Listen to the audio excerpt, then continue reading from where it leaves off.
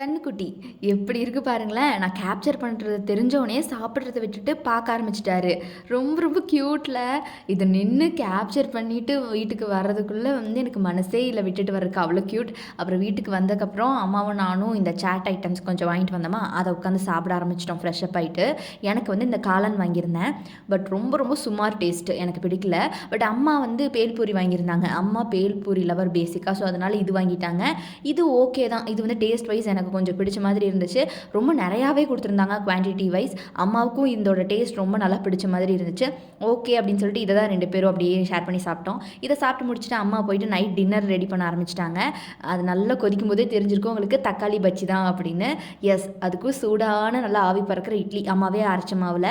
இது பண்ணி முடிக்கும்போது அப்பா வந்துட்டாரா, ஸோ அதனால சாப்பிட உட்காந்துட்டோம். 2 ஆவி பறக்கிற இட்லியோட இந்த தக்காளி பஜ்ஜி வச்சு இன்னைக்கு டின்னர் ரொம்ப சூப்பரா பிரமாதமா முடிச்சாச்சு.